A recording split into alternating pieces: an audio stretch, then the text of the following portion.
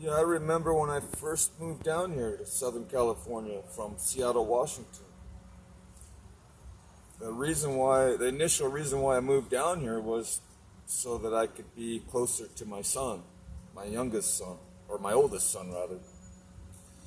And him and his mom moved down here. So, and I kept flying down here on the airplane from Seattle to visit him once a month. Got kind of spendy after a while, about five, 600, or about $500 round trip.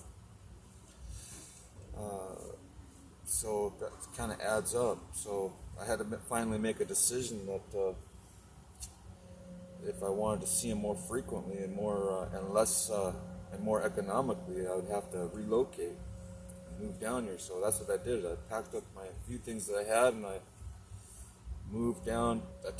Jumped on a Greyhound bus and I took it all the way from Seattle, Washington, all the way down to Orange County, or LA County is where it dropped me off at. And I had to take one of those public transport buses, those regular. They don't call them metro buses; they call them octobuses. I had to take one of those into Costa Mesa or Santa Ana, and then I was getting established. I had to set up a place to live. I stayed close to Calvary Chapel at this. I rented a room and started going to a church down here that was pastored by Pastor Chuck Smith, and I really enjoyed it. It was a really good move because that was a time in my life where I needed some spiritual counsel, some wisdom, so I could change the direction, change my whole path that I was on. So, and I did. My path was changed. I started being more serious about God and more serious about the Bible and more serious about church. So it really kind of cleaned me up quite a bit, and I was fairly devoted to it. And then I met my very lovely new spouse. She was really devoted to the things of God and also in church. And we produced a child together, and it was really a precious experience, a really good experience. God blessed the decision to move on to higher ground. So, yeah. And I continued seeing my son while I was down here, and had to weather some turbulent times a little bit because of certain feelings that were there that weren't dealt with previously when my first wife and I we were divorced. So there were some feelings for a few years where we had to eventually reconcile our differences, and we did. We got along. There were buffers, there were go-betweens, there were intermediate peoples that helped us work things out, and so I'm thankful for that. So now we're civil to each other, and now that everyone's much older and a lot of time has passed between us since my early 20s, we are very cordial and very respectful of each other when I do visit my other son and see his mother. We get along real good. In fact, she gives me hugs when I in fact, yeah, she gives me hugs, and we shake hands, and she asks me how I'm doing, and I ask how she's doing, and so yeah, it's a real pleasant visit.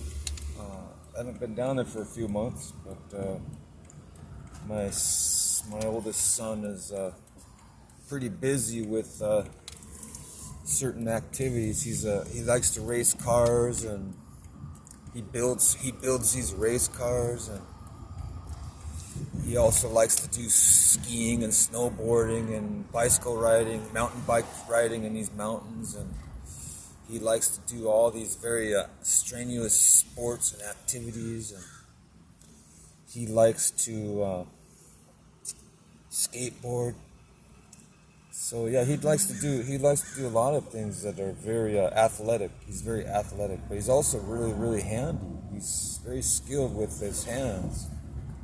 He knows how to do things mechanically and electrically, and so he's got the best of both worlds. He's got athlete capabilities, and he also has the capabilities to do things on a studious level, and even on a mechanical level. So he's able to do those three major things. So he's got a lot going for him.